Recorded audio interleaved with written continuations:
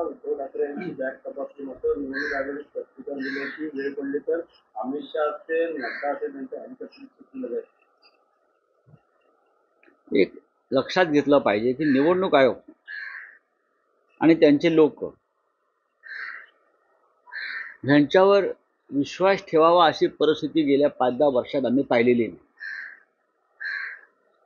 त्यांचं काम आहे की तपासण्या करणं, नाकाबंदी करणं, पण त्यांच्या कारवाया कशा एकतर्फी आहेत निवडणूक आयोगाच्या हे सुद्धा आपण गेल्या 3 वर्षात पाहिले. एकतर्फी म्हणजे ज्या पद्धतीनं निवडणूक आयोगानं आमदारांच्या अपात्रतेबाबत निर्णय घेतला, कायद्याचं उल्लंघन करून पूर्णपणे शिवसेना हा पक्ष चिन्ह हे बेकायदेशीरपणे फुटीर गटाच्या हातात दिलं आणि प्रत्येक बाबतीमध्ये नरेंद्र मोदी आणि अमित शहा यांच्या दबावाखाली काम करणारा निवडणूक आयोग, त्या निवडणूक आयोगाच्या कारवाईवरती महाराष्ट्राच्या जनतेला विश्वास ठेवता येत नाही. राजकीय पक्षांच्या किंवा त्यांच्या नेत्यांच्या बॅगा तपासणं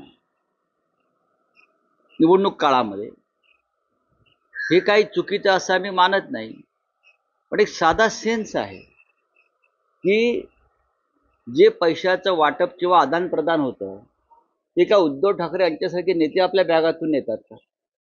हा साधा एक सेन्स आहे.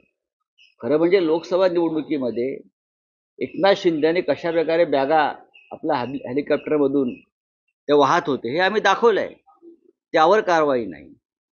पण उगाच आपलं हेलिकॉप्टर आलं, विमान आलं की त्याची झडती घ्यायची, हा जो खेळ आहे हा काय लोकांना कळत नाही का? कळतो ना. पैसे पोचले लोकांचे. एकनाथ शिंदे, देवेंद्र फडणवीस, अजित पवार, अमित शहा, गौतम अडाणी, लोढा यांना जिथे पैसे पोचवायचे आहेत त्यांनी ते पैसे पोचवलेले आहेत. अगदी पोलीस बंदोबस्तात पोचवलेले आहेत, पोलिसांच्या गाडीतून पोचवलेले आहेत. तर या गाड्या कुठे थांबवल्या, त्यांची झडती घेतली असं आम्ही पाहिलं नाही.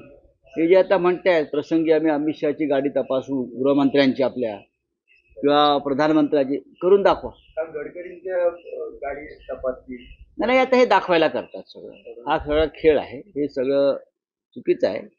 पण आमचं त्याच्यावरती आक्षेपच नाही आहे. आम्ही नियम आणि कायद्याचे पालन करणारे लोक आहोत आणि शिवसेना पक्षप्रमुख उद्धव ठाकरे यांनी कधी कायद्याचं उल्लंघन केलेलं नाही. पण ज्या पद्धतीनं ही अरेरावी सुरू आहे त्या अरेरावीला आम्ही उत्तर द्यायचा प्रयत्न केला. बस. काल मध्यरात्री जोगेश्वरीमध्ये शिवसेना ठाकरे गट आणि शिंदे गटामध्ये राडा झाला. आपल्या पक्षाचं असं म्हणणं होतं की तिथे महिलांना वस्तूंचं वाटप केलं जात होतं. खरं आहे ते. दादर मतदारसंघामध्ये सुद्धा अशा प्रकारच्या किंवा जिथे मिलिंद देवरा निवडणूक लढतात आदित्य ठाकरेंसमोर, तिथेही पैसे आणि महिलांना लागणाऱ्या वस्तूंचं वाटप, जोगेश्वरीमध्ये पैशाचं वाटप तर सर्रास सुरूच आहे. पण अशा प्रकारे सुद्धा वाटप करून महिला मतदारांना विकत घेण्याचा प्रयत्न ठिकठिकाणी सुरू आहे. आणि मग शिवसैनिक किंवा आमच्या महिला शिवसैनिक जाऊन तिथे धाड घालतात, तेव्हा हा राडा होतो. निवडणूक आयोगाला जर काही करायचं असेल त्याने अशा ठिकाणी कारवाई केली पाहिजे.